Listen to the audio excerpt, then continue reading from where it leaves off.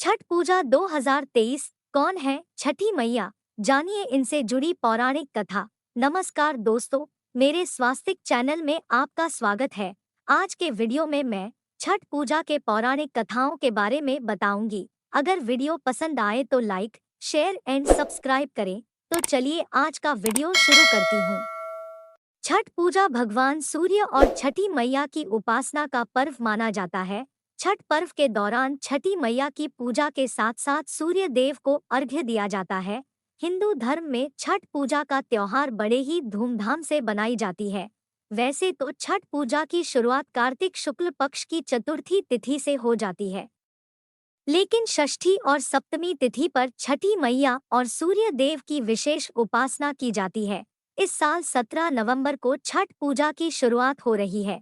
इस क्रम में पहले दिन नहाय खाय होगा। इसके अगले दिन यानी 18 नवंबर को छठ पूजा का खरना होगा। वहीं 19 नवंबर को शाम का अर्घ्य और 20 नवंबर को उगते हुए सूर्य को अर्घ्य दिया जाएगा।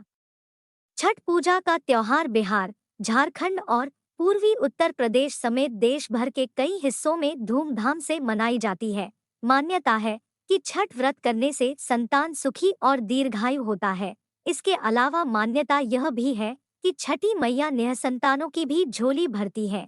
छठ पूजा करने से सुख समृद्धि और खुशहाली की आगमन होती है।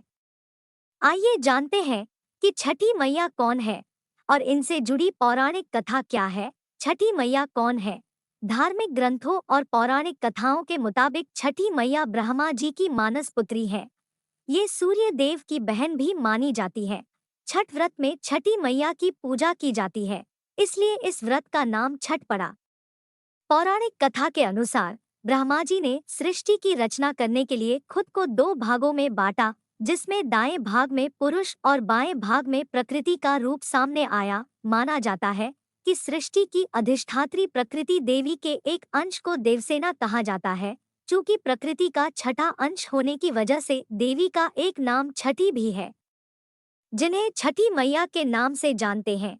छठी मैया से जुड़ी पौराणिक कथा। पौराणिक कथा के अनुसार राजा प्रियंवद को जब बहुत दिनों तक कोई संतान नहीं हुआ, तब महर्षि कश्यप ने यज्ञ कराकर प्रियंवद की पत्नी को यज्ञ आहुति के लिए बने प्रसाद को खाने के लिए कहा, जिसके बाद प्रियंवद की पत्नी मालिनी को पुत्र की प्राप्ति तो हुई, लेकिन वह मृत था। प्रियंवद अपने मृत पुत्र को लेकर श्मशान गए और वहां पुत्र वियोग में प्राण की आहुति देने लगे।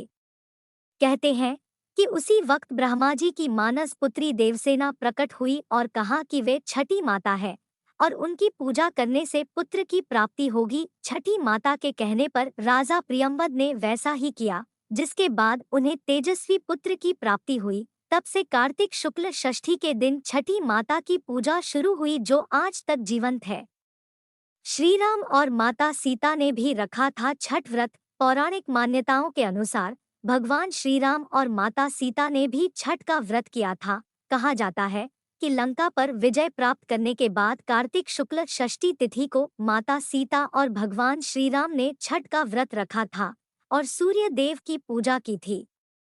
महाभारत काल में कर्ण ने भी की थी सूर्य की पूजा। पौराणिक मान्यता है कि महाभारत काल में सूर्य पुत्र कर्ण ने भी सूर्य देव की उपासना की थी। माना जाता है कि कर्ण भगवान सूर्य के परम भक्त थे। वे प्रतिदिन कमर तक पानी में खड़े होकर सूर्य देव की उपासना किया करते थे। मान्यता है कि सूर्य देव की कृपा से ही वे महान योद्धा बने।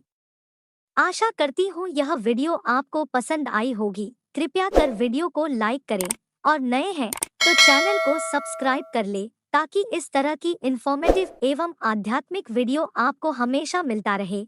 जय माता दी।